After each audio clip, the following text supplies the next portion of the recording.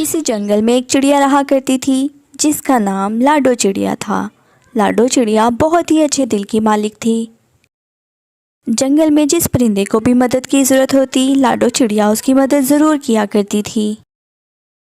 उसी जंगल में एक बहुत ही आलसी कौवा कल्लू कौवा रहा करता था, जो दिन भर आराम करता रहता और कोई कामकाज ना करता। ऐसे ही दिन रात गुजरते रहते हैं और बरसात का मौसम सर पर आ जाता है। कल्लू कौवे ने अपनी सुस्ती की वजह से अपना पक्का घोंसला भी नहीं बनाया था। अब तो वो बारिश में भीगने लगता है और उसे सर्दी भी बहुत लगने लगती है। ऐसे में वो खुद से कहने लगता है, मुझे जल्द से जल्द अपना सर छुपाने के लिए कोई ठिकाना ढूंढना होगा। अगर बारिश इसी तरह बरसती रही तो मैं बीमार पड़ जाऊंगा। अब तो लाडो चिड़िया ही मेरी मदद कर सकती है। ऐसा कहकर कल्लू कौवा वहां से उड़ जाता है और सीधा लाडो चिड़िया के घर की तरफ चला जाता है। कल्लू जाकर लाडो से कहने लगता है, लाडो बहन, बरसात का मौसम सर पर आ गया है और मैं अपना पक्का घर भी नहीं बना पाया। क्या तुम मुझे बरसात के मौसम अपने घर में रहने दोगी? जैसे ही बरसात का मौसम खत्म होगा तो मैं अपने घोंसले में वापस चला जाऊंगा। लेकिन कालू भैया, आपको बरसात का मौसम शुरू होने से पहले अपना पक्का घर बना लेना चाहिए था। मैं आपको ज्यादा दिन अपने घर में नहीं रख सकती, आप कोई और ठिकाना ढूंढ लीजिए। लाडो, तुम तो बहुत अच्छी हो, प्लीज मुझे अपने घर में रहने दो। सिर्फ बरसात के मौसम की तो बात है, बरसात का मौसम खत्म होते ही मैं यहाँ से चला जाऊंगा। ठीक है कल्लू भैया, जैसे ही बरसात का मौसम खत्म हो जाएगा आपको यहाँ से जाना पड़ेगा।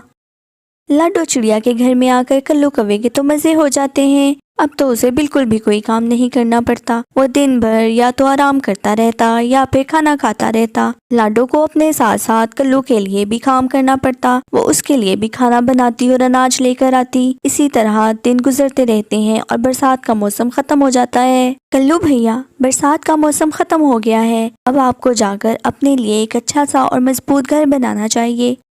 अरे लाडो, कैसी बातें कर रही हो? कोई नशा वशा तो नहीं करके आई? ये मेरा घर है, मैं भला यहाँ से क्यों जाऊंगा? अरे ओ कल्लू कलोटे, मेरी अच्छाई का तो मुझे ये सिला दे रहा है कि तूने मेरे ही घर पर कब्जा कर लिया। अरे अब जाती हो यहाँ से या तुम्हें धक्के देकर निकालूं? ऐसा बोलकर कल्लू कौवा फिर से आराम करने लग जाता है, जबकि लाडो चिड़िया रोती हुई वहाँ से चली जाती है। लाडो चिड़िया एक नदी के किनारे बैठकर रोना शुरू कर देती है। तभी वहाँ पर एक चुंटी तैरती हुई आती है। अरे चिड़िया, जल्दी से मेरी मदद करो, मैं पानी में डूब जाऊंगी। मुझे किसी न किसी तरह इस चुंटी को जल्दी से बचाना होगा, नहीं तो ये पानी में डूबकर मर जाएगी। और फिर लाडो चिड़िया किसी तरह चुंटी को पानी से निकालने में कामयाब हो जाती है। ए प्यारी चुंटी, कौन हो तुम और कहाँ से आई हो? तुम पानी में किस तरह से गिर गई? तभी वो नन्ही चुंटी एक परी में तब्दील हो जाती है और लाडो चिड़िया से कहने लगती है, घबराओ मत प्यारी चिड़िया, मैं एक जादू की वजह से चुंटी बन गई थी। तुमने मुझे आज़ाद करवा दिया, तुम्हारा बहुत शुक्रिया। क्या तुम मुझे बताओगी कि तुम इतनी परेशान क्यों हो और यहाँ बैठकर रो क्यों रही थी? मैंने कल्लू कौवे को बरसात के मौसम में अपने घर में रहने की जगह दी, लेकिन उसने मेरे ही घर पर कब्जा कर लिया और मुझे मेरे घर से निकाल दिया। इसलिए मैं यहाँ बैठकर रो रही थी, क्योंकि अब मेरे पास कोई ठिकाना नहीं।